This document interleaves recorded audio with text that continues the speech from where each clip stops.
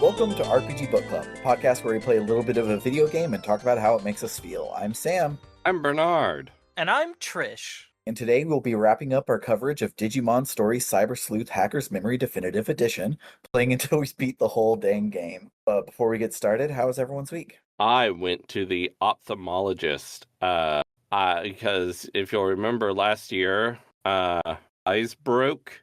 So I went to the ophthalmologist for a follow-up, and they were like, yeah, your left eye's still broke, but it seems to be stable. So we'll see you again in 6 months, and here's a new glasses prescription. I'm really excited to get my new glasses and see if I can actually see now. Yeah. Because I like being able to see. It's an important one of the senses. It's a top-tier sense, in my opinion, on my tier list. And I played Mario Tennis Fever. I played the adventure mode of Mario Tennis Fever. It has good boss battles. Doesn't have any, fun writing. It has dialogue, and, the dialogue's fine, but, it's not like Mario RPG writing, which is unfortunate.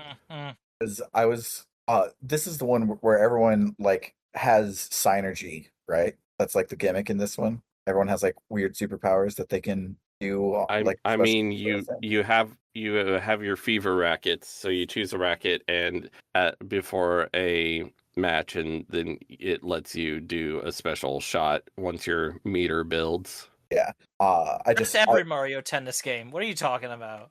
I've never played a full Mario Tennis game. There just was rumblings from those of us over in Copeland that this one was basically just there was some interview with the Takahashi brothers of some sort, I think, where they kind of implied that they were doing synergy in this one, and it then made me sad because we won't get a Golden Sun 4. I mean, synergy is doing things that you can't do in real life, and they do things in this game that you can't do in a real match of tennis. So yeah. Sure. Yeah, but it's sad that the writing's not very good.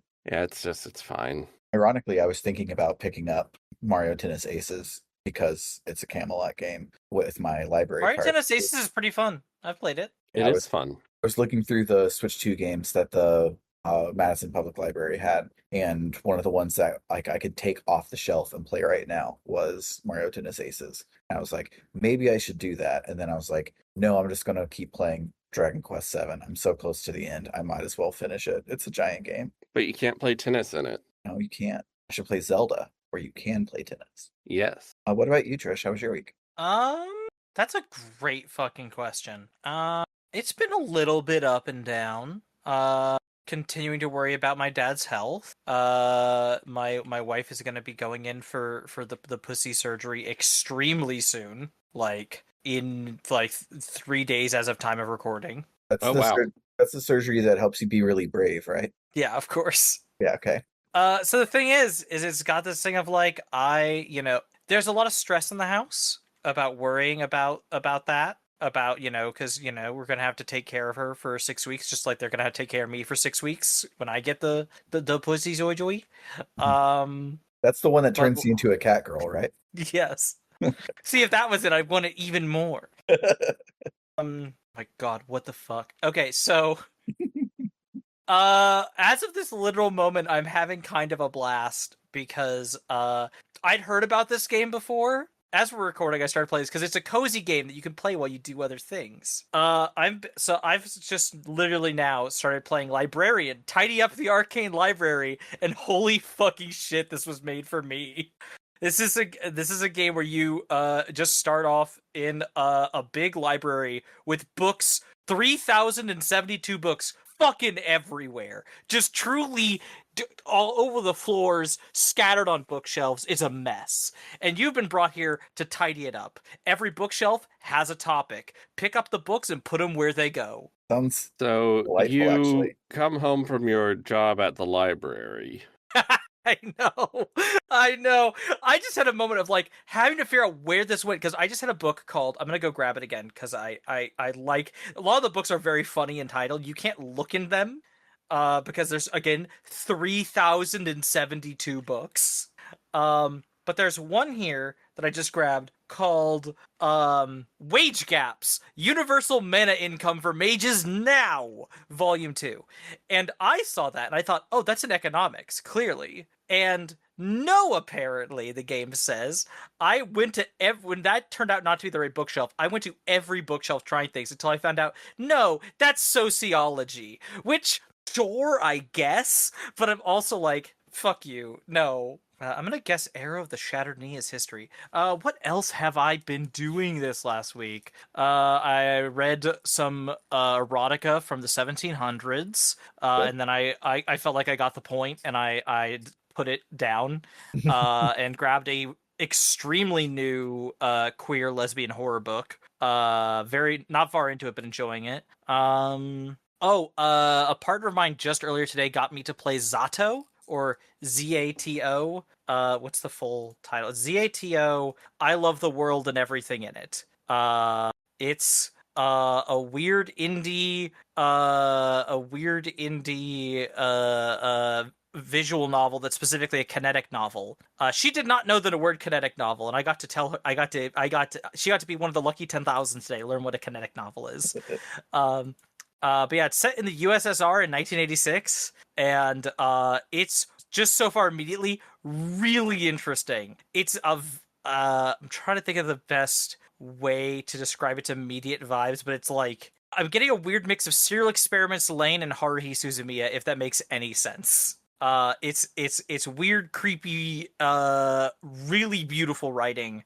Big recommend so far. Nice. But that's what I've been up to. What about you, Sam? So, me and the kids are having a screen-free, as much as I can, doing a podcast and being a programmer, a screen-free weekend. And so last night before bed, we all had a cuddle pile and we were reading our library books. And I've been reading the Dragon Quest manga that is set in the games canon that was released in 1991 and never brought over here until last year, which is why I hadn't heard about it. I was very confused when I saw it on the shelf. I'm like, why have I never heard of this? And it's because we didn't get it for 30 something years. But it's really, really cool. It's set 100 years after Dragon Quest 3, but in that time Dragon Quest 2 has happened, because there's a kingdom of Lauren, which is the canon name for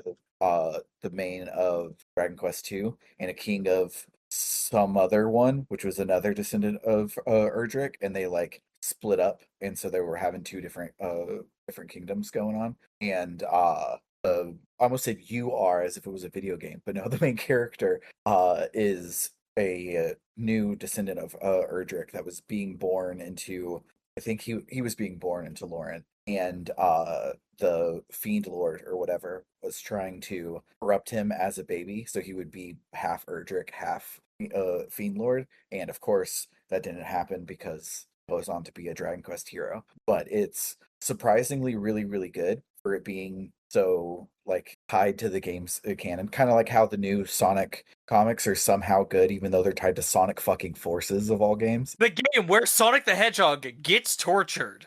Yes, that's where they decided they should start their family-friendly video game, or their family-friendly comic book. And so the cool thing that I really like about it is the artist is doing a very good job of not trying to be Akira Toriyama and then failing, but trying to be like a sibling to Akira Toriyama, and where it's like, oh, this does look like Dragon Quest. Because my number one problem with The Adventures of Dai is that it looks like people from a different manga dressed up as Dragon Quest characters, and they don't really feel like Dragon Quest characters to me. But these they do, and everything feels great and awesome, except the one thing that they can't draw is the Dragon Quest slime, and it looks so bad every time it's on there. I'm like, that's vital. This should be the easy one. Granted, this was in 1991, and if you think of the NES Dragon Quest slime sprite and how it had a big old goofy red smile, and you look at the one that they're doing,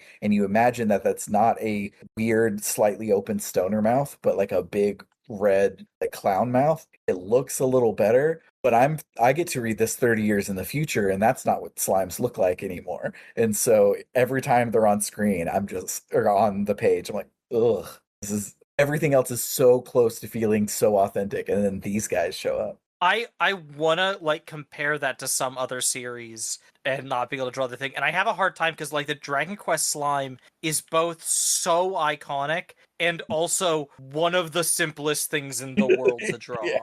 It's like if you're drawing Pokemon manga and you don't know how to draw a Diglett. I can draw a Diglett. If you want to see some pictures of it, I dropped them in the books channel in the Discord. I did see what you posted. It does look good on the whole. Yeah, there's those slimes they look directly into my soul, and I don't like it. Oh yeah, that's really bad. I didn't notice the slimes before. What's the name of the little bunny with the horn next to the slime there? Bunnicorn? Yeah, that one's really good. Yeah. I love that.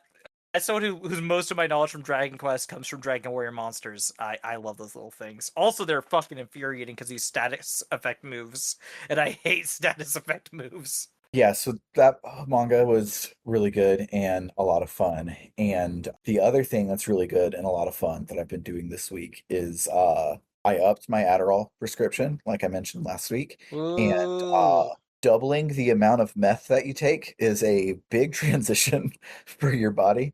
And I went from, as I had described to Bernard, where I could, on a good day, get out like 2 to 4 solid hours of work. Monday, Tuesday, and Wednesday, I worked 12 straight hours.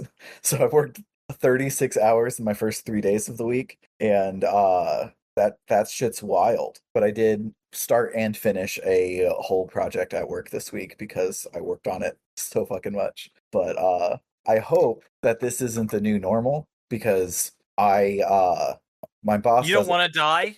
True, but my boss doesn't listen to this, so I can say I don't want to give 60 hours to my job on accident by doing 12-hour days all the time. I want to give my job 25 hours and do less work every day and keep happy work-life balance. So yeah, I want to balance things in a better way, and so far balance has not happened. Today wasn't so bad, but the kids were here, and I feel like they were keeping me changing tasks constantly, and that helped. And when they're gone on Monday, I will work for 12 hours again. But yeah, other than that, I just watched one of my favorite new episodes of Game Changer this week.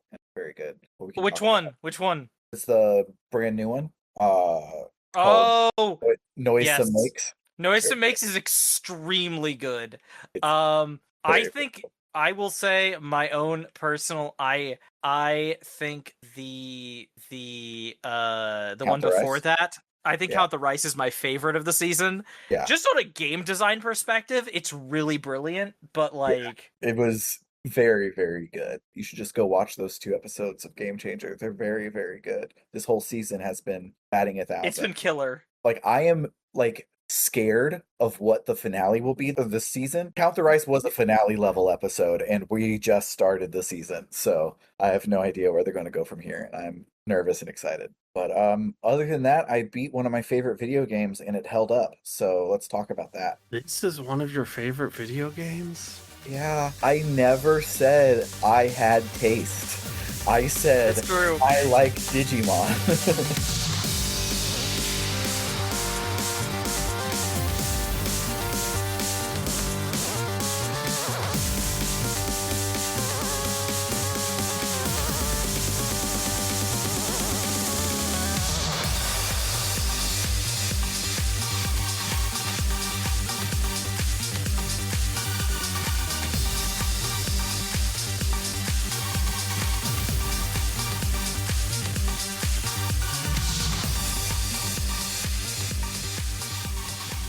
So Chitose's back. We cured his Eden syndrome. Erica, Totinos, and Faye meet up with Chitose at the hospital and get him caught up on everything that happened while he was out and how it was a lot. Yeah, it's a lot. Not only does it fade to black because they're like, oh, you then tell him a lot. It keeps going. After it comes back, he's like, oh wow, that was a lot. And Totinos is like, oh yeah, I forgot like 12 other things that still happened. And Yeah, so they tell him that they need his help to get to Ryuji. But Chitose says that if Ryuji wouldn't listen to him in Under Zero when he wasn't possessed by an evil Digimon, why would he listen to him now? Chitose then apologizes for not being able to stop Ryuji from hurting Faye and Erika, and Faye says that she basically got Chitose killed with her recklessness in Under Zero, so they can just call it even. Faye says that the hackers that are left in Zaxxon aren't able to stop Ryuji by themselves, and Chitose, Erika, and Faye are all still recovering in the hospital, so it's up to Totinos and Wormmon to go save the day. Totinos escorts Erika back to her room, and he tells her that he saw her memory server AI thingy out in the real world. She says that that's not surprising because weird things have been happening to her ever since she started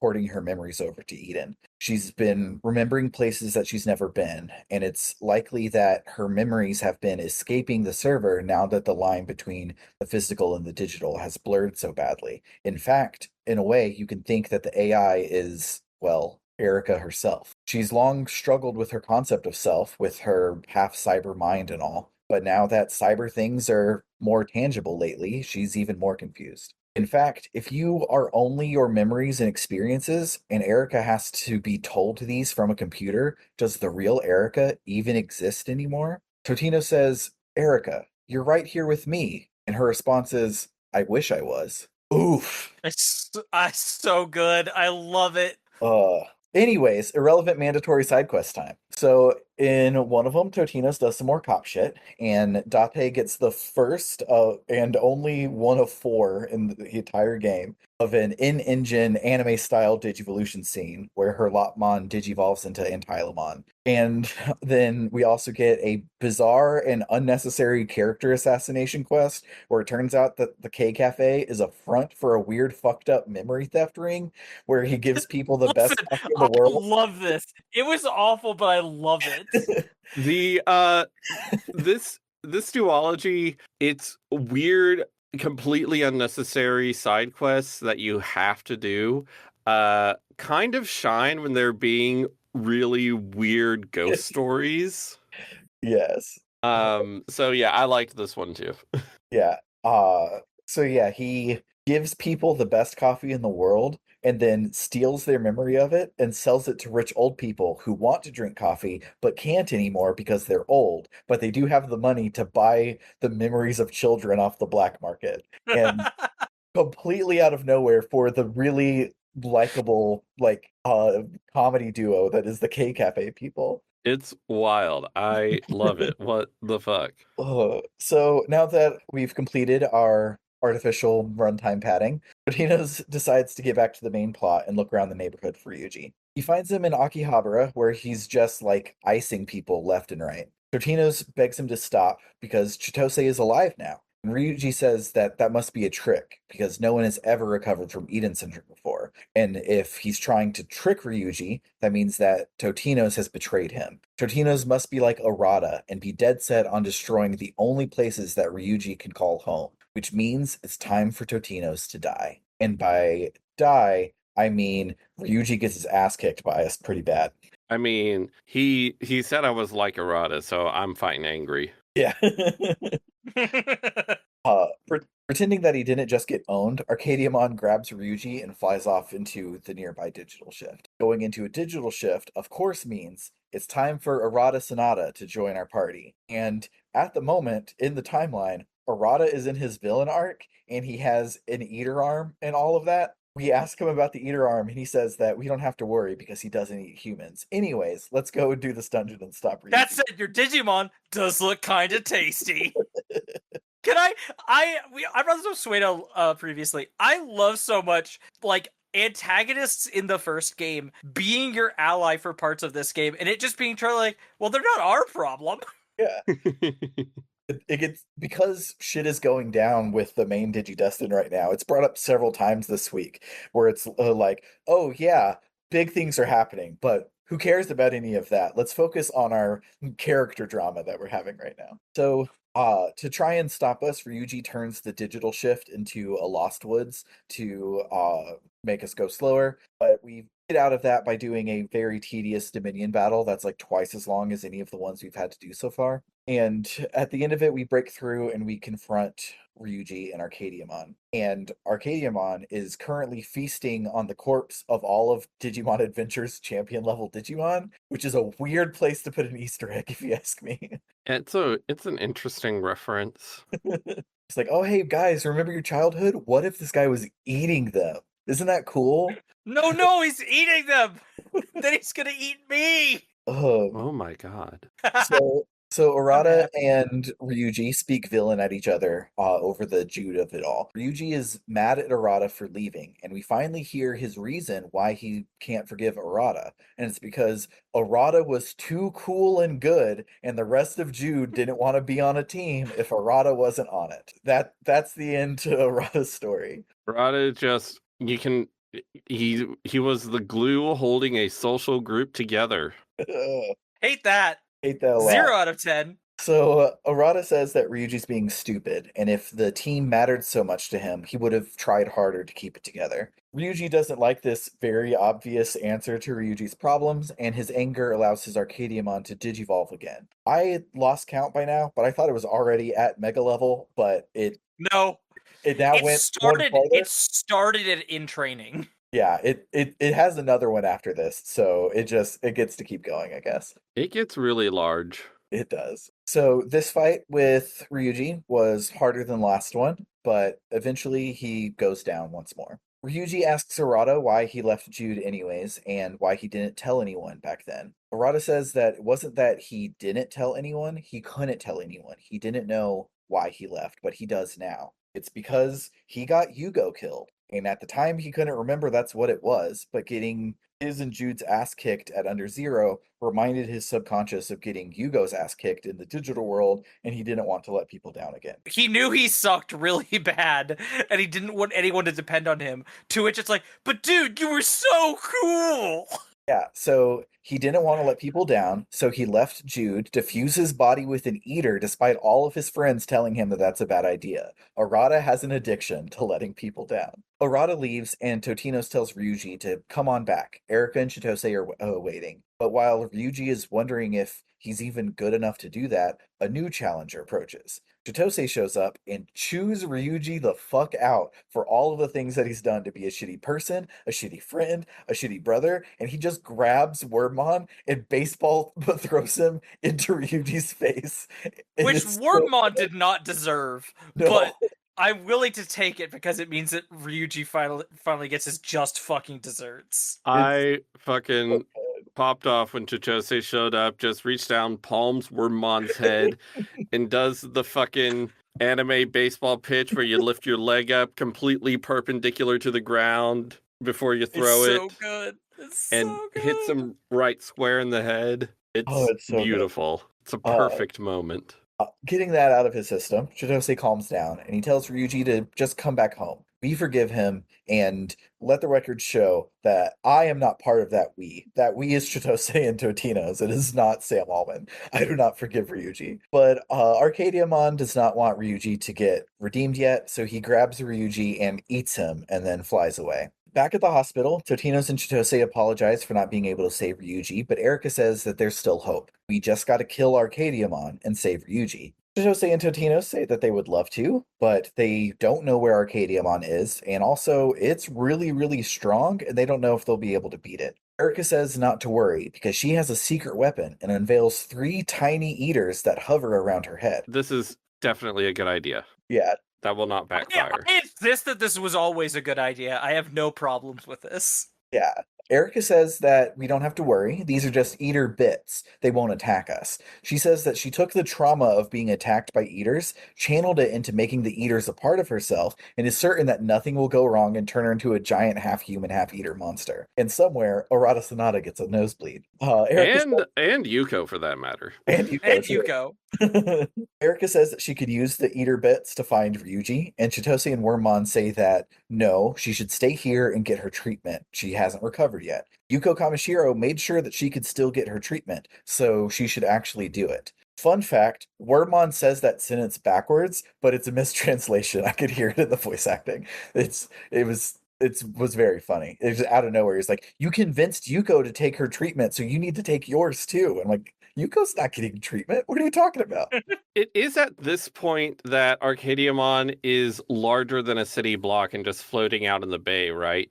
No, Yes. he's under the water in the bay. He rises ominously. Oh, okay. Because, yeah, when I saw Arcadiamon, I was like, did we need the eater bits to find this motherfucker? But yeah, okay. Yeah. Erica says that she's going to go no matter what, and that's that. But Wormmon tells her to sit down and shut up, and he headbutts her so that she falls back onto the bed. Wormmon says that it's okay that he did that because Erica would do the same in in this situation. And Chitose says that it's crazy how much like Erica Wormmon is becoming lately. Wormmon says that it's good that he is because he can use Erica's memories to control the eater bits for her, so we can still go find Arcadiamon. As they leave, Chitose pulls Totinos aside for some crucial information. He asks Totinos to do a favor for him, even though a lot is going on right now. He tells Totinos, and I quote, go do some pointless fucking side quests while we wait for the eater bits to find Ryuji. The fact that it's a voiced cutscene where he tells us to go do side quests is so weird.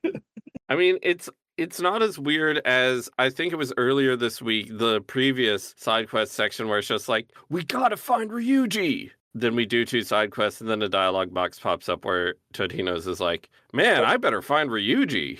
Yeah. So one of our mandatory quests comes from Chitose himself, who asks Totinos to break him out of the hospital so that he can log into Eden and ask Totinos something in private. He meets up with Totinos in Galacta Park to tell him how much that he's grateful that Totinos kept the gang together while he was gone. Totinos really has grown a lot in the last few months, and now Chitose wants to see how much he's grown by doing a Digimon battle with him. Except, Ankylomon is just a champion, and Totinos is probably rolling like 6 megas deep at this point, and it is not hard at all. Seiya was only rolling 1 mega deep, and it was not hard at all. I found Ankylomon was not difficult to defeat. It just took fucking forever. Yeah, it's just he's an HP sponge in terms he's an HP sponge whose whole strategy is he gives him a billion buffs.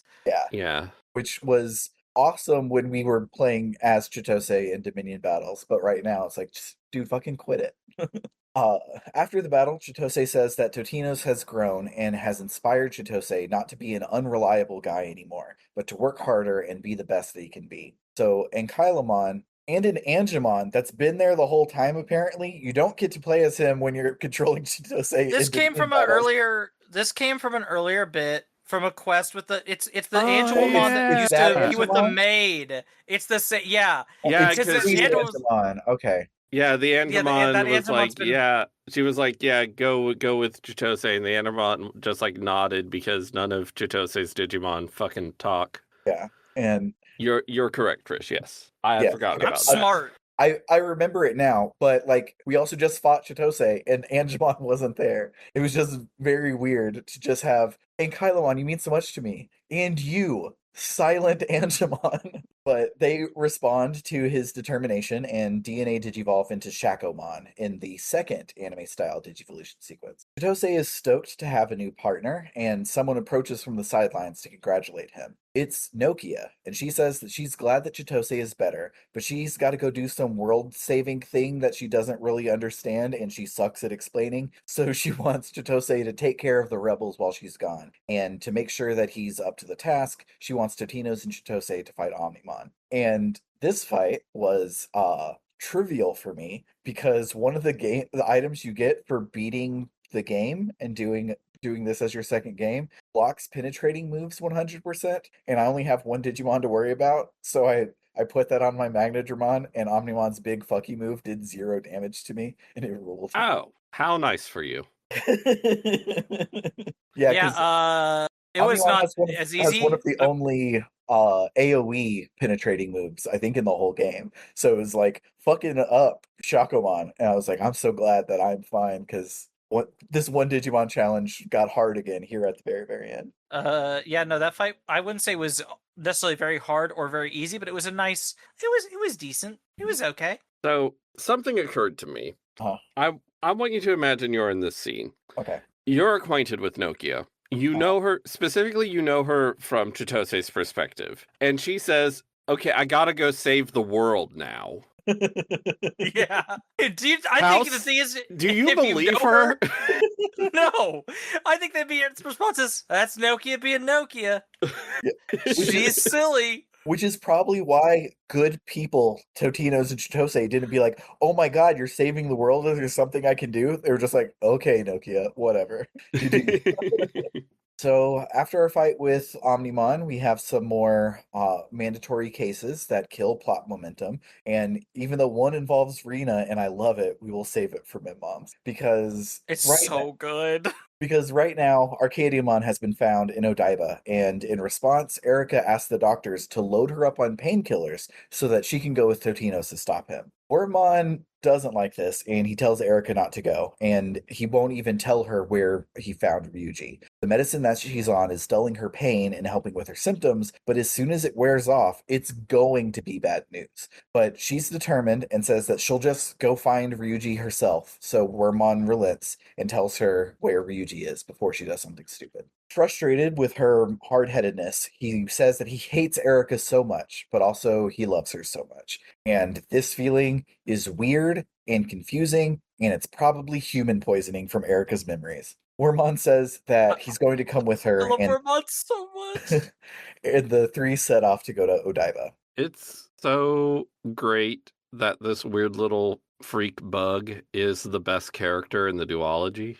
It's so good. Yes. I mean, Nokia is the greatest character in fiction, but this bug is the character with the most effective pathos and stuff. It's true. When they get to Odaiba, we see out over the bay an FMV where Arcadiamon rises from the water and is now several stories tall. Erica begs Totinos to save her brother, so we go fight the big fella.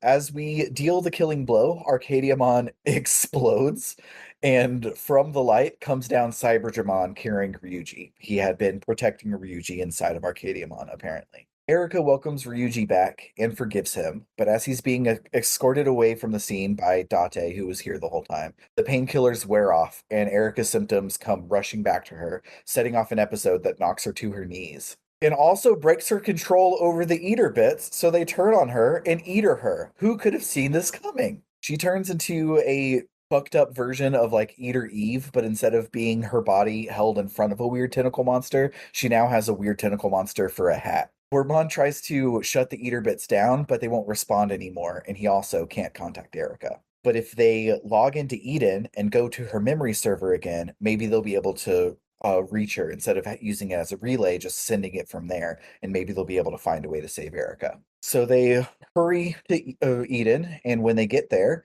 it's crawling with jerks. Their eaters swarming all over the firewall to her memory server, and they seem to have also breached it. But Wormmon says that there might be a place further down in her memories where the eaters haven't showed up yet, and if we get there, maybe we can contact Erica. So we go back into the cool dungeon, and it does even cooler shit. The actual coolest thing that I've ever seen in a JRPG was this week, and I had to play it cool last week to not spoil how much fucking cooler it was this time. I was just like, this does not feel like a game that was on the Vita. This does not feel like a game this is a part of a game that's not from a Digimon game. This is from some weird indie game. Absolutely. Like it feels like you bought it for $4.99 on itch.io, and anyone who actually played it revolutionized their brains. Absolutely. It's so good. I fucking adore this. Yeah, so this time as we walk through the server, the image of Erica in the background changes, and it tells us, without English subtitles, what her dark, fragile memories are that she wouldn't let us go see last time. These are the memories of her family and their perfect life before the accident. We see her getting her hair brushed, having breakfast with her family, dropping off Ryuji at school, when, bam, the screen shatters, turns red, and Erica falls into a fucked up version of the opening of Kingdom Hearts. And when she lands, she's no longer human. She's her Mimiton plush, torn to pieces and roughly sewn back together. We see a montage of all of the doctors doting on her in the hospital, but in the hospital bed is the torn Mimiton plush, not Erica herself. Her voice in the background apologizes to Ryuji, apologizes to her parents, and apologizes that this didn't happen to her too. But then suddenly, she It's a moment of happiness. We see her back in her human form as she finds her way into the digital world and meets up with some Digimon and goes on some adventures. She says in the background that she finally wanted to live and loved her new friends. But this too shatters and turns red. Erica cries and runs away, and we see dark, scary arms reach out and slice her Digimon friends in half, and also slice the torn Mimiton plush in half, and reach after Erica. But then there's a knock on the door. The same knock sound effect that Totino's does every time he enters her room. We see the door open from the same direction that we saw Totino's open the door in the FMV at the very beginning of the game. Her voiceover says something about finding happiness and that she now feels like she's been saved. And we see her darkened, sad hand reach out and grab the glowing, bright hand of the person who came from the door. And finally,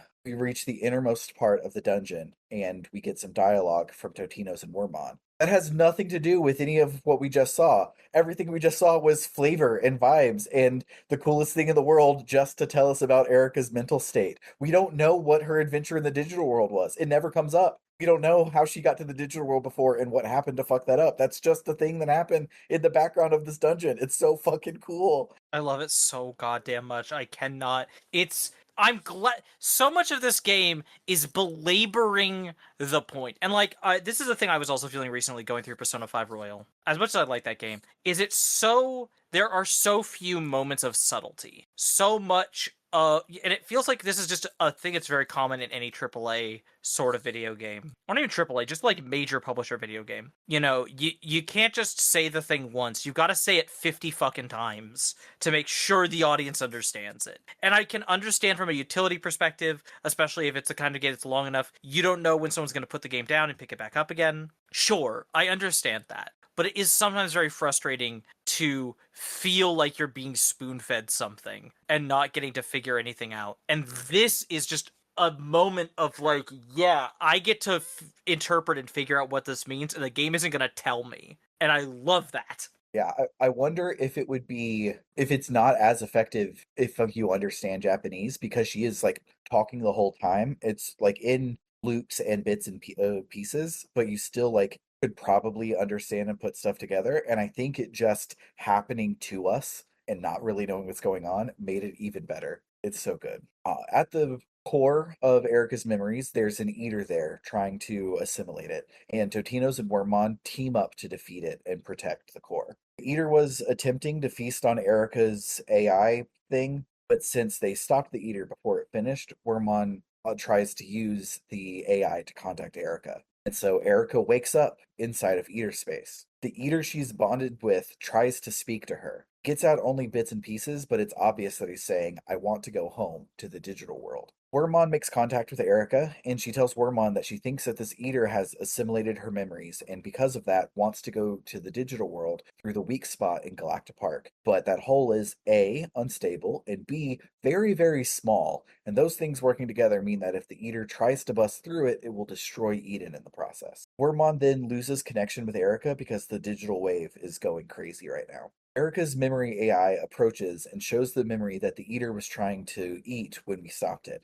It's a memory of Wormmon telling her about the digital world and her saying that that sounds amazing and that she wishes that she could go. But she can't. After all of the shit that she's put Ryuji through, it's selfish of her to want to go on an adventure in the digital world when she barely has a grasp on the physical one. Outside, the Eater with Erica dangling from it, finds the tear and keeps trying to shove itself through it, causing the cracks in Eden to get wider and wider. So Erica does something drastic and amazing, like she usually does, and simultaneously hacks basically everyone's Eden account and forces a logout, saving them from getting mass eatered. But now Eden is inaccessible worldwide. Totino's runs to Chitose and Ryuji's room to tell them what happened, and Ryuji, barely able to even stand, gets up and attempts to run and save her. As if she's not currently in Eden, where they can't go.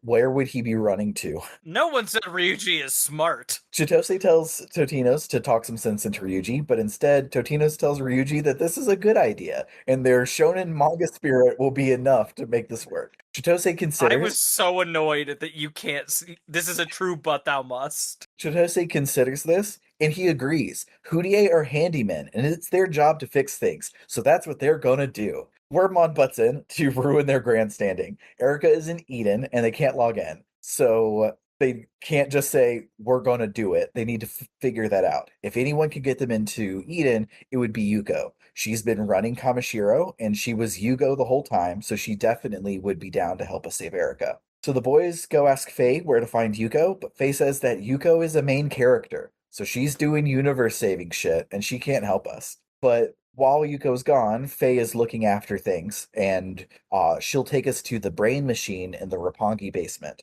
If there's any way to interface with Eden while it's going haywire, it'll be that machine. That machine is what let Yuko log in with a coma patient's account and other such things. So it might have a different login routine that can bypass the block and let them get back in. But Roppongi has been swarming with the army after Examon attacked it. So there's no way for them to really get in. But Date, who has been here the whole time, by the way, it's implied that her and Ryuji have been dating, which is weird to reveal right now. I thought it was her and Chitose were kind of having a thing. It was her and Chitose. Was it Chitose? Because it was. I mean, Ryuji's been in Arcadiamon this whole time. I mean, and I don't think it's like to me, I didn't feel like they were dating. It's there's like feelings between them. There's an attraction that hasn't been acted on. I watched the LP like an hour ago. I swear it was about Ryuji because no, it was about Chitose. Pretty sure it was about especially because it was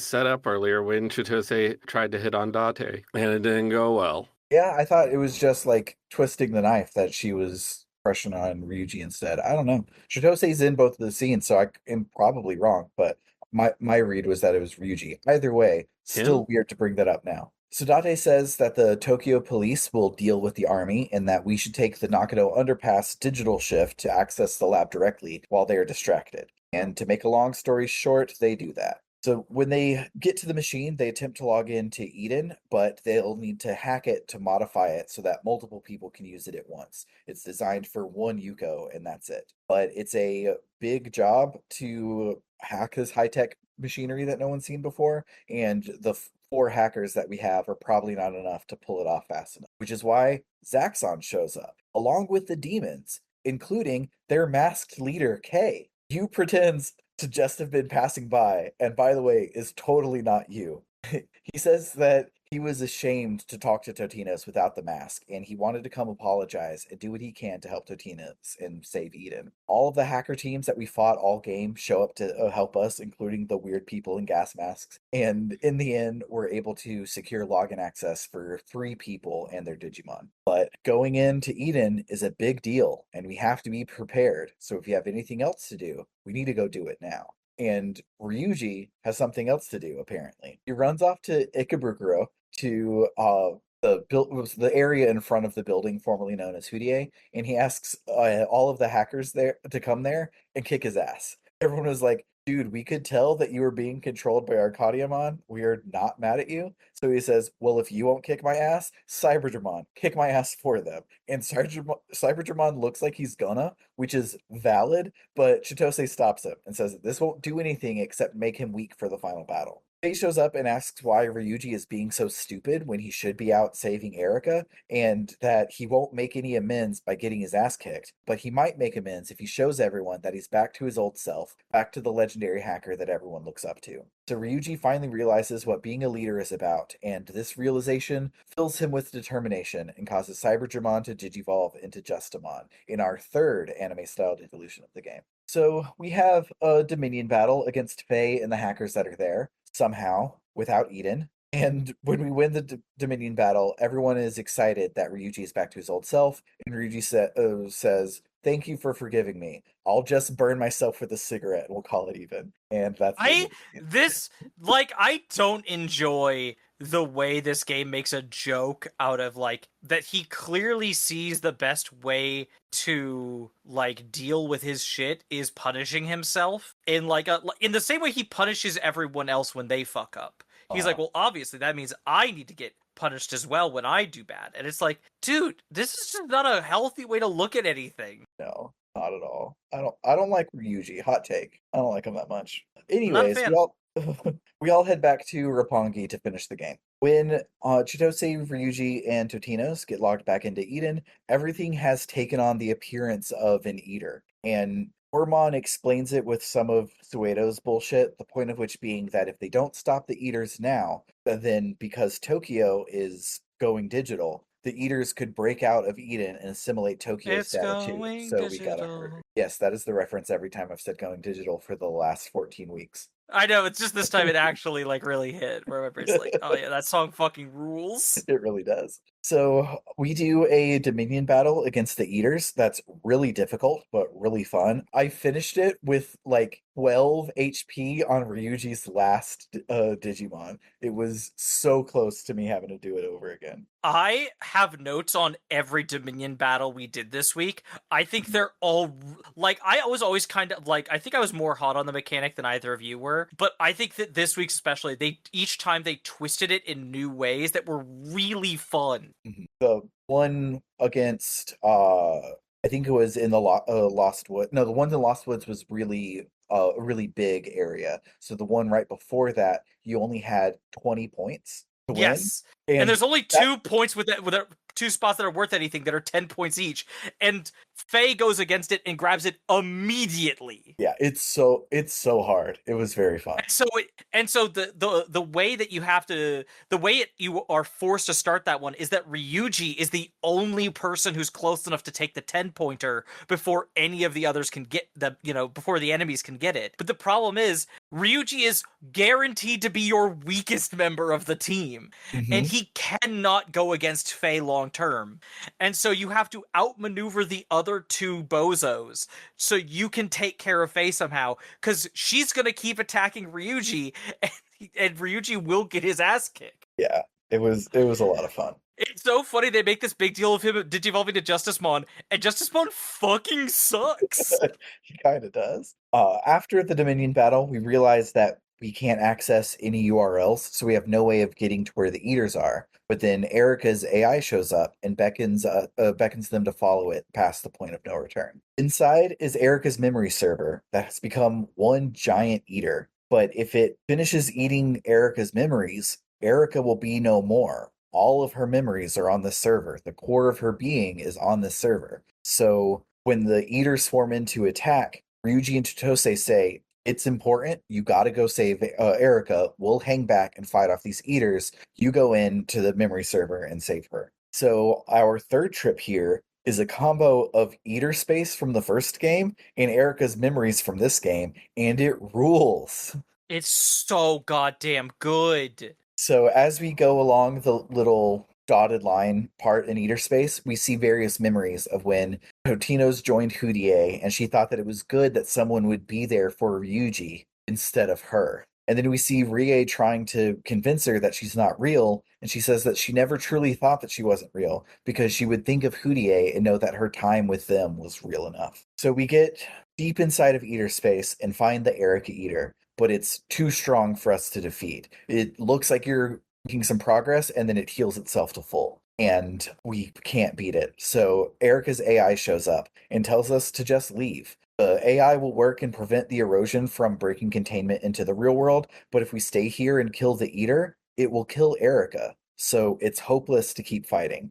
Wormmon says that it's not hopeless, and it's obvious that the AI isn't Erica herself, because Erica would never say anything like that. Erica promised Wormmon to go to the digital world, and they're going to do it. The unbeatable Hudie is going to go to the digital world together. Ryuji says that he'll do whatever Erica wants as long as she comes back to him. And Chitose says that they're already the best hacker team in Eden. They might as well go be the best hacker team in the digital world too. Erica's AI smiles, grows quiet, and says that she wants to go with them too. She wants to go with them on an adventure. And then, in our fourth anime-style Digivolution scene, Erica's memory AI embraces Wormmon, and together, they digivolve into Hudiemon, a hot lady butterfly Digimon. So I've been kind of silent about this before, so I'm going to say this now. This was a great week for me specifically, as a lesbian. As a lesbian who appreciates a hot monster girl in many varieties. Because Legion Erica, 10 out of 10, A+, love it. Hudimon, Also great. I will get into like the thematic things I feel about them because I have a lot of feelings about them later. But for now, just awooga noises.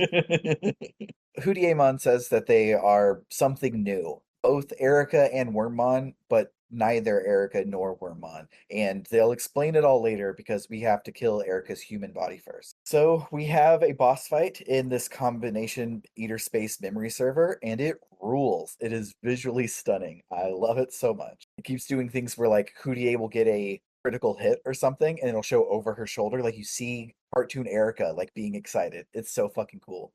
But after the fight, it turns out that Erica was right. Defeating the Eater did destroy her body, so she bids herself farewell. Outside of the memory server, Hudiemon explains that Wormmon and Erica's mental data combined into something new, where she's not Wormmon or Erica, but also both of them. Chitose and Ryuji are surprised, but they're ultimately cool with having a Digimon for a sister. But removing Erica's data from the memory server caused the Eaters there to go haywire and start eating Eden and each other even more, growing into an Eater the size of Eden itself, with the ghost of Erica's memory server at its core. So we have one more boss fight to do. So this being the third boss fight in a row, after we already had the emotional catharsis, I thought that surely this would be the fake boss fight that's at the end of every JRPG, showing that we have the power of friendship and nothing can stop us. But no, it's the hardest one yet. And if I didn't have that accessory that prevents penetrating moves, I would have absolutely died and had to do the last 3 boss fights over again and all of the cutscenes between. Yeah, I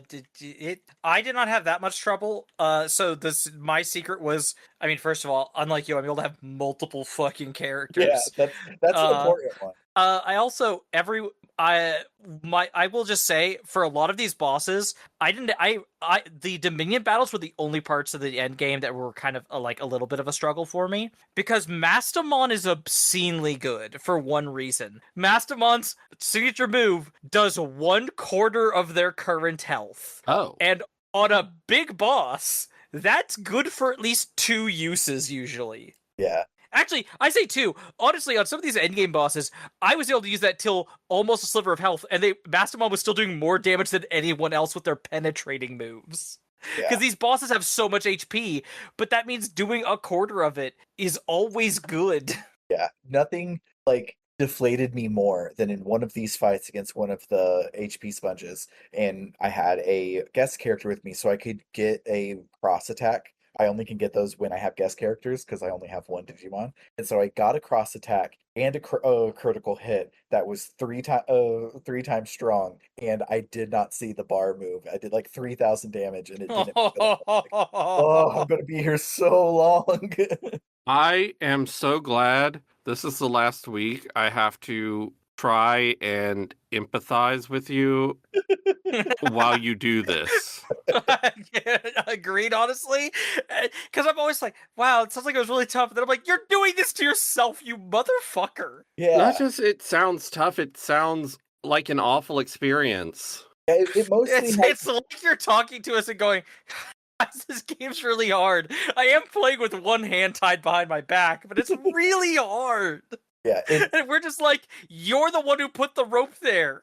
It for the most part is not that bad. Most of the game is trivial. It's basically turned this game in just to a boss rush, and so I just have to. I mean, most of the game is trivial anyway. It's just I don't know. Yeah, whatever. Most of the game is trivial, and I wanted parts of it to not be trivial, so I tied both hands behind my back and blindfolded myself, and I cut off both of my legs, and I jumped into a river. It's fine. That's how everybody does it.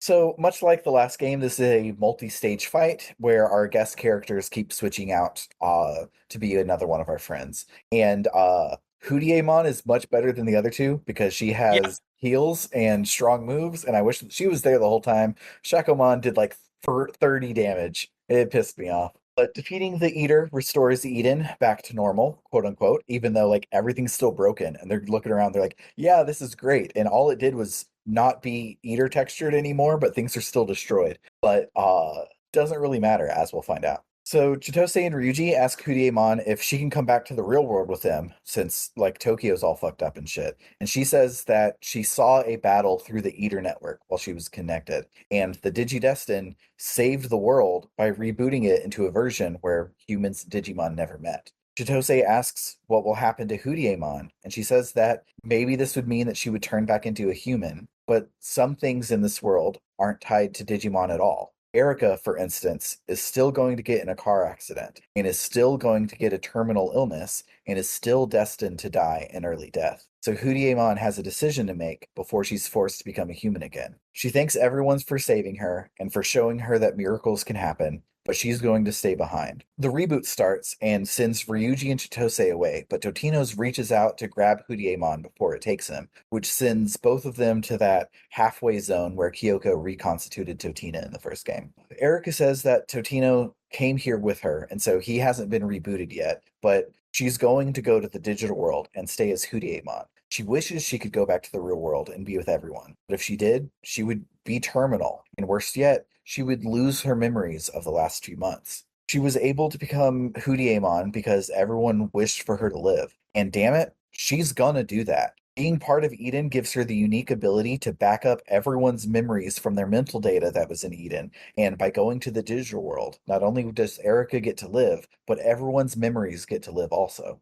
Totinos asks Erica to do one more thing for him, and gives her his Digimon so that they can return to the digital world too. And Justimon and Shakomon also show up to go with them. So Hudiemon, Shakomon, Justimon, and my Magnadramon are all going to go keep the spirit of the Hudie alive in the digital world. Meanwhile, for me, it's those two from the other characters, and then Hudiemon and a legion of hot women Digimon. For me, it was like mostly a bunch of like weird dragons that I never actually used in battle. Mm-hmm. They were just in my party helping me do field skills. Yeah, I was like, I don't even know these guys. I think it was the LP for last game when I was writing my notes. The person had been grinding right before, so their legion of things was like 6 platinum Numamon. And they're like 4 actual battle Digimon, and it was very funny. That is wonderful. So after the credits roll, we get a small playable denouement where we go to Hudie and we see Chitose and Ryuji, who have gotten a job as engineers for Kamishiro Enterprises. And Ryuji is excited and he's just about to call his parents and tell them that their only child has grown up and gotten a real job. He has put them through a lot, but now he'll start making it up to them. We also see that Yu has joined Hudie too, and everyone decides to go get some steak to celebrate the boys' accomplishment. As they leave, Totinos checks the back network closet, which is now full of boxes, and not full of Erica. Unsure of why he did that, he turns back to follow the gang out when a glowing blue digital butterfly flies past his head, into Erica's room, into the computer that's in there, and we see a pixelated version of all of our Digimon, along with a pixelated version of Erica, with a sign that says, "End." I'm gonna fucking cry.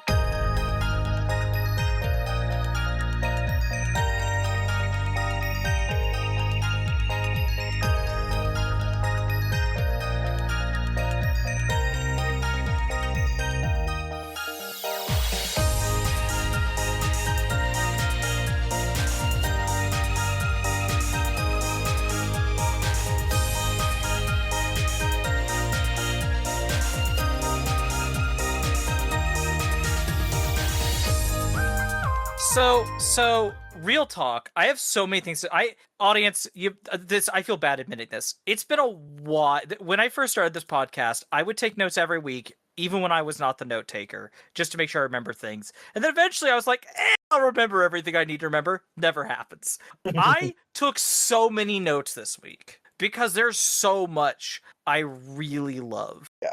And the biggest thing here for me is like, I love how much, unlike the first game, this is about something. Right? Both on a, like, just a writing level, like on a craft level, the symmetry of Erica being both Erica is literally both our endgame real protagonist and antagonist. Uh-huh. It is her you want to say it's like her body versus her mind, but even that's not entirely right, because the villain antagonist eater version of her, it is at least partially motivated by emotions and feelings she had. And when I say this game is actually like saying something and doing something neat, is doing stuff with chronic illness, with suffering from a disease that means that you need people to take care of you to some extent. And when those people are people in your family, when they're people you love, honestly, as much as we've clowned on, and I think that we have a lot of good reasons to clown on Ryuji throughout this game because he sucks,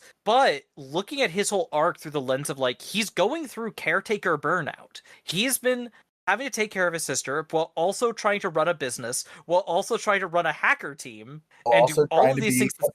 Yeah, also trying to be a cop. It's destroying him. It's honestly a lot of toxic masculinity there, but the game does not dissect that because the game doesn't actually have a problem with that. But like Erica's whole thing is you have like the eater aspect is a combination of like that feeling of you, the self, being different from your body, and the disabled feeling of like, my body is killing me. My body wants me to die. And having an antagonism towards your own body. And also mixing in with that, the eater version of Erica has a lot of lines. Like, the whole idea is like, she wants to go to the digital world. And it's it feels like it's a very embodiment of the anger of like, I can't do the things I always wanted to do because of this stupid disease.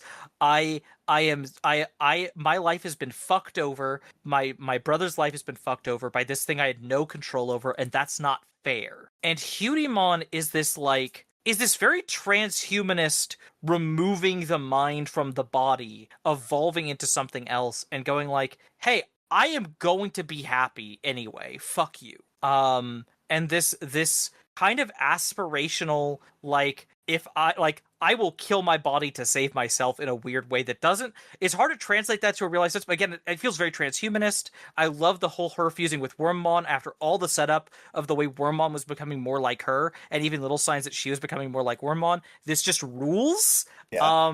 I just adore, as someone, I have issues with fatigue. I live in a household where, I'm gonna get a little personal for a second. I live in a household where everyone in my house, we all are disabled to some extent. I'm basically the most abled person in this house, and I struggle very badly with fatigue. I struggle with a lot of mental health issues. I have some physical stuff that who knows what the fuck's going on there. But it's, on the whole, I'm still able to do more than others. And even then, collectively, we all try to take care of each other as best we can. And there's still times when you need help and no one's available to help you. And it's really hard. And I know people who have it worse. I have several partners who have it much worse in terms of chronic issues with physical health and mental health, to the point where they have to have living situations where they have someone to take care of them and to help them with very basic tasks.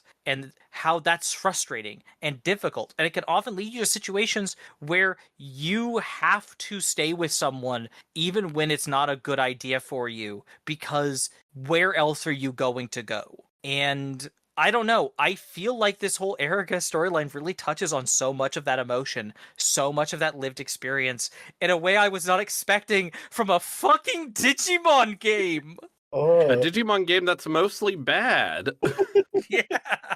What happened?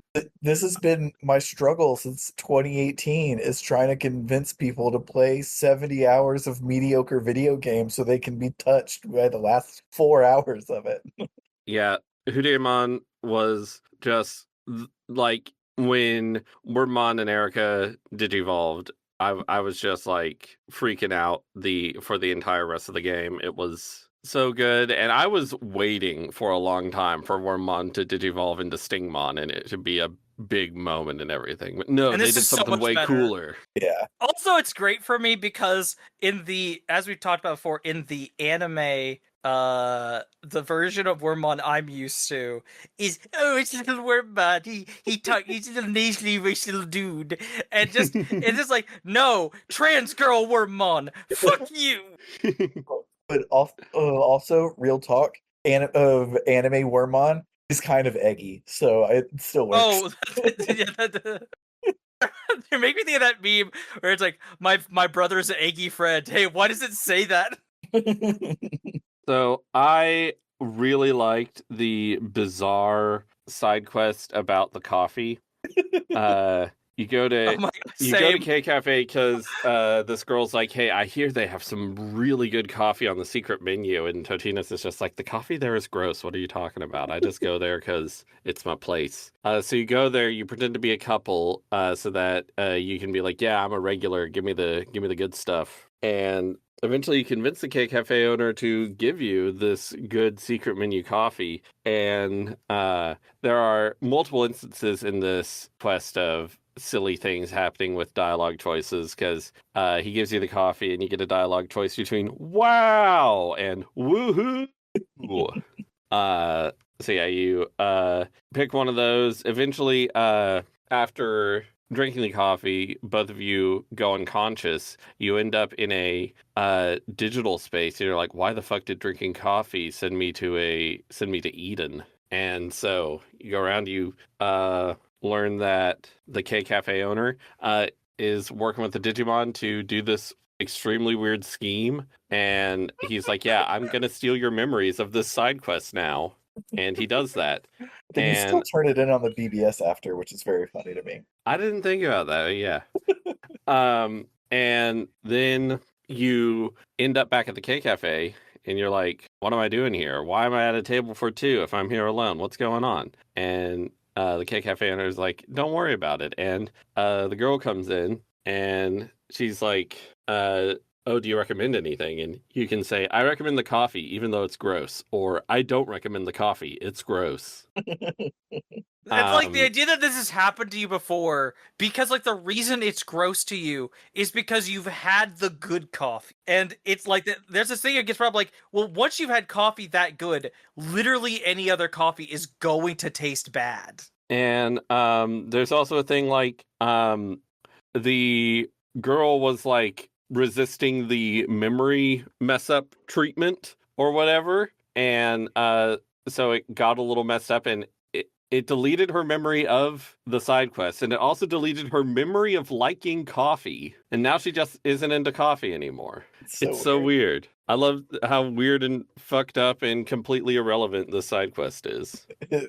So we talked about two of the Dominion battles. We talked about the one with Faye, and we talked about the one against the Eaters. Both of them are very cool. I want to also shout out the one where it is you and Arata and Wormmon. Mm-hmm. And you have to get 50 points on a giant board. Well, you have to get 50 points on a giant board, and it's set up in this way where, like, the clear thing that they're aiming for you to do is for you and Arata to draw aggro, to just pull all the opponents to you, because their AI is easily convinced to do that, which leaves Wormmon free to just go and hit every special point that's worth extra points, and take as much territory as possible. And it's it's a good feeling. Mm-hmm. It's very good. Yeah, I liked the one with Faye, how I handled it because Ryuji sucks so bad, is Faye's team all goes in order and then your team all goes in order. So I didn't have to worry about somebody like skipping the queue and stealing the spot.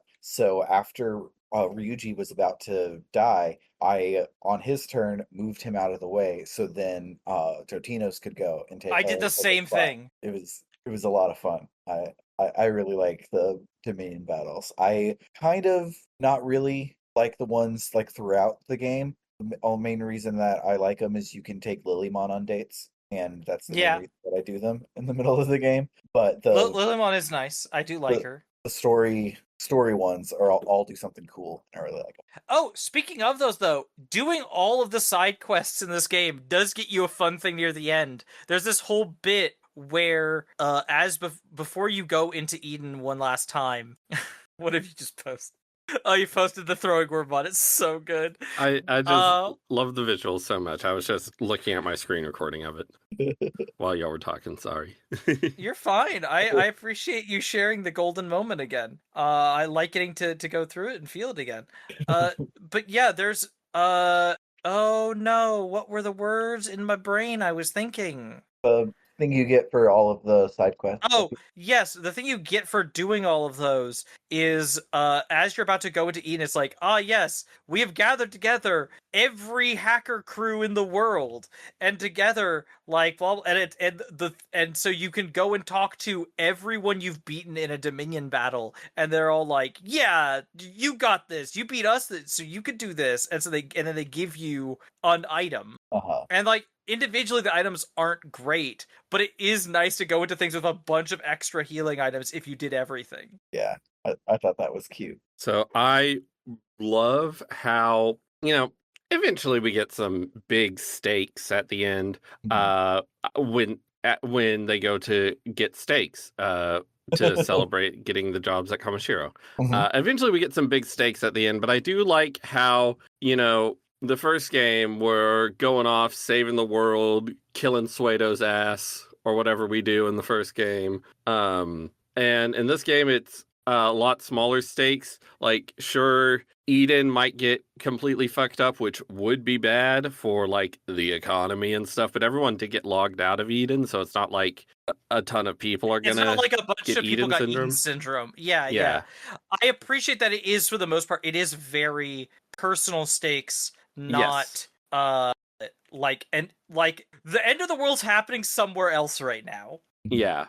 And I love that, like, at the very end, like, after they save Erica knows that the reboot is coming in like 4 minutes anyways, but it just wouldn't feel right if they gave up, because that's not who they are, and they're going to save Eden even though it's useless. And so they save the world, and it gets rebooted in 5 minutes anyways, and it's cool. I also really enjoy how that whole thing goes, just because it's like, I wasn't super big on the ending of the first game. I didn't love the feeling of, and now everything's reset. Like, oh, it's a new timeline. Like, I wasn't hugely into that. And I think there is something really great to in this game, like, that Erica is able to make the choice to continue to take everything she can from this timeline, so that we can, save some part of it, even if it's just in her and in her memory. And I don't know, I think it doesn't, I won't say it fixes it for me necessarily, but it's really good. It's really good. I mean, the feelings I have at the end of this game are way better than the feelings I had at the end of the last game, which were mostly sort of, yeah, okay. Yeah. I also, I don't want to harp on too. I really enjoy the level of agency that Erica gets in the end. Like, this is not someone else being like, oh, Erica, this is what you need to do. This is her being like, yeah, I could go back and I would be a part of this new reality, and I would just fucking die, because that's all that was going to happen to me. And I am making this choice, even if people I love would probably have an issue with it. I'm gonna do this because I deserve to be happy, actually. Like, it is truly her making a decision. Like, there are reasons she gives for other people, but it is, I think, ultimately a very selfish, in a good way, sort of decision. She is prioritizing her own wants and needs in a way that she often hasn't felt like she can, because in the way that so many people with chronic illnesses do, she is felt so guilty by how everyone else has to bend their lives around her. And that's, that's not a thing you should feel bad about. If people care about you and love you, they're allowed to want to help you. But it's also, that guilt is a real thing that real people struggle with. And I just love this fucking game. Yeah, I'm so glad that it held up. I was getting nervous about halfway through Cyber Sleuth, and I was like, what if the ending of the game is Digimon and not a good game, and I've sold it, and we're going to get there, and no one's going to like it, and I wasted 14 weeks of their life. But no, it's good, actually. It's so good. I would still be your friend. It's okay. Thank you. I would not. Okay, that's fine. It's a good fucking thing this game panned out.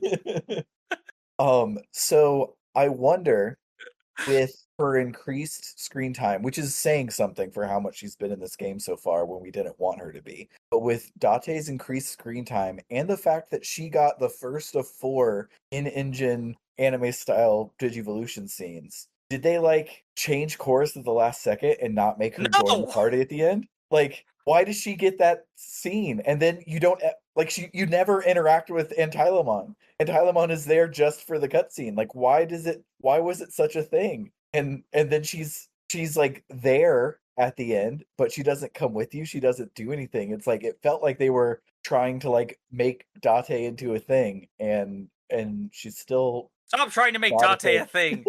Date will never be a thing. My question is, do other people find Antilamon really scary? I find Antilamon... Which one is Antilamon? The fucking big Donnie bunny. Darko ass. It's the villain from the Digimon Zero 2 yes, movie. I know which one you're talking about. I mean, I'm gonna say no. I don't find that one particularly scary, but also I don't know. If you want it to be worse, you can look up its Digivolution for Cherubimon. Oh, both Cherubimons. Oh, it says Cherubimon good or Cherubimon evil. Yeah, there's just 2 Cherubimons. They're just color variants. Basically. Oh, no, I find Antilamon scarier than this. Antilamon is just this creepy, very large bunny with very long arms and a very I guess I can kind of waist. see it. Like, the vibes aren't great. Yeah. Like, if one was around me and just staring at me, I would be creeped out. But also, Digimon aren't real and I'm fine. Digimon are not real and they can't hurt you. Yes. The fact that they aren't real is the only thing that does hurt me. So there's one tiny, not plot hole, because CinemaSins ruined that, and this is just a weird thing about the plot, not a plot hole. But Arcadiamon ate a whole bunch of people and ate a whole bunch of Digimon, including Cybergermon and Ryuji. So our goal to defeat Arcadiamon, to save Cybergermon and Ryuji, succeeds, but no one else came back. Hundreds of people and hundreds of Digimon just get to stay dead, but the plot armor that Ryuji and Cybergermon have just saved them. They're the only ones that survived the whole thing. The other people came back off screen. Off screen in that explosion. Yeah, Arcadiamon blew up, all the pieces fell down, and then everybody crawled out of the pieces, and we're like, whoa, that was crazy. Yeah, so the design of Arcadiamon Ultra, or whatever it's called, is really cool. The giant one with the Wrigley with the tentacles or roots or whatever coming out of it. Very, very cool. I want to replay Time Stranger. Fun thing you get from playing with the mod where you play a Seo. There's a dialogue choice regarding, like, oh yeah, let's go save Erica in chapter 18, where with the mod there's an option that's, I don't want to be the only girl on the team. The Totino's one says, I've been rethinking the idea of an all-male team, which is also very good. Yes. Also, I forgot about this. With those silly side quests that don't matter, there is a whole one about a cult of the dragon god, which I just found delightful. Because it's a very, like, Japanese style cult, like one of those, like, Church of what's happy science, like a very happy science sort of thing, but it's around dragon god who's a Digimon, and it's a guy scamming people over tap water. The fun thing is that a whole bunch of it is this girl who's been very convinced into the cult, and you helping deprogram her and realize this is bullshit. And then after you do that, just being like, okay, there's several options for like how to handle her being like, well, what am I gonna do now? And the option was like, well, just believe in yourself. Don't believe in a god, just believe in yourself. And the way she takes it is, cool, so I took your advice and I filmed the cult and I got evidence that they're just selling tap water, and I used it to take them down, and in response people have begun to worship me.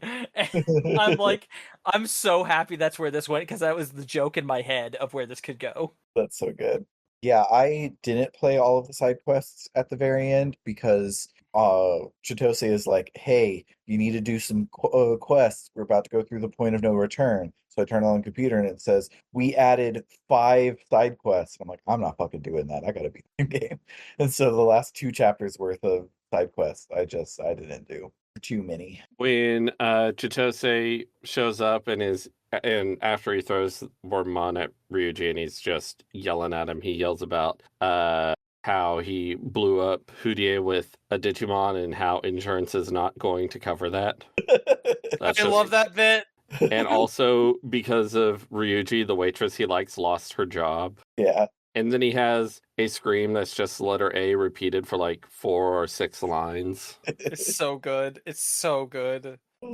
This is at least the second time this game has done that, and it's been great, because last time was Jimmy Kid doing his longest yeah boy ever.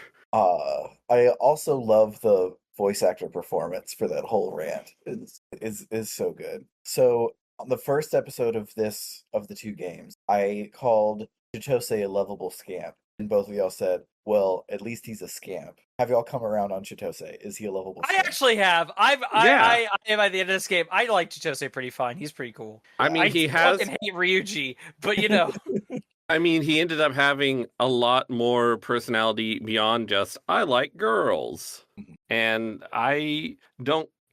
He like developed a lot more beyond just being anime guy who he wasn't just to hit on women for Pokemon. Yeah. Yes. Good, because I love Chitose. I had forgot he existed because this game was 8 years ago when I played it last time, and so when I saw him come back, I was like, "Oh yeah, I love this guy." And then y'all being like, "No, fuck that guy." I was like, "Oh, I really." I understand completely the feeling of introducing a thing you like to people and being like, I can't wait for them to like the character I like, and instead them just being like, man, fuck this character, I hate him, I'll kick his ass, and you're just like, no. I mean, he makes a bad first impression. I believe one of his first lines is the silence is consent, and then later it's established that like just an established rule in their group is like if you don't speak up that I'm against us doing this thing, then yeah, you're for it or something like that, and it's just like a thing.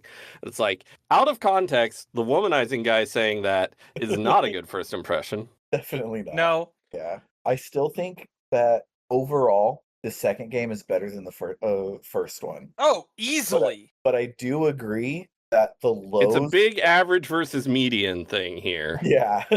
These 2 games. 100%. And it doesn't help that, like, I guess they decided from the beginning that you could play these games out of order, which you can't. They didn't succeed on it. But there's so much time where they spend 5 minutes in a row explaining shit that we already know, and that also fucks with the pacing for them then to be like, go chase a Mr. Navic costume around, and the pacing is all over the place, but the highs of this game are so freaking high.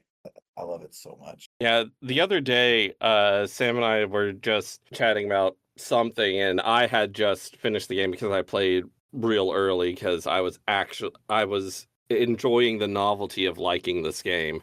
So I blazed through it really early in the week. And Sam and I were talking, and I ended up bringing up just something. And then we ended up sort of like brainstorming how would we fix the storytelling and pacing in this game and make it like better. And then I was like, we got to stop thinking about this and actually go about our lives instead.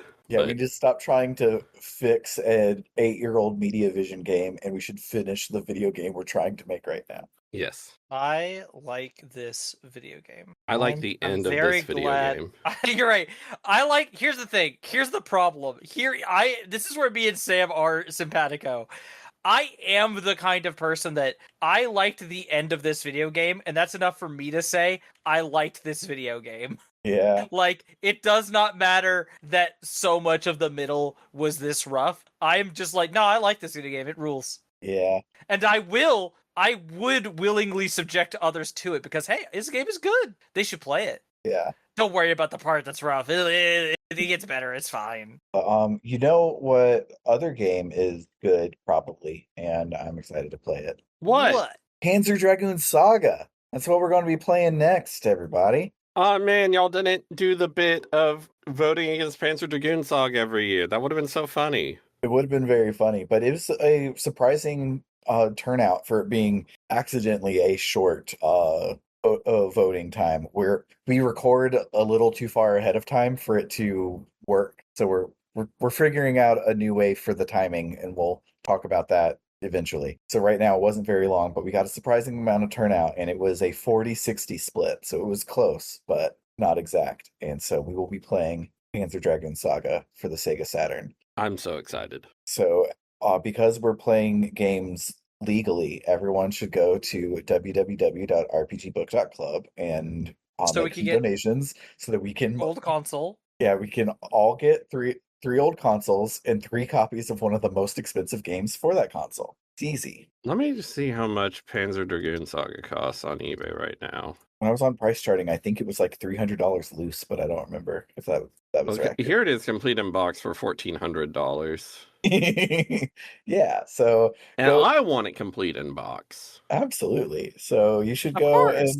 and donate on to our Ko-Fi. If you decide to donate $1 or more a month, you'll become one of our gadabouts and also get access to our bonus feed filled with after shows for every episode, as well as bonus seasons of the show, such as Tales of Podcastia and the Escape Pod. If you up your donation to $5 or more each month, you can become one of our warriors and get your name read at the end of every episode, a little like this. Shoutouts to Dragon Slayer 19, Freddie Rodriguez, and J4 Prime.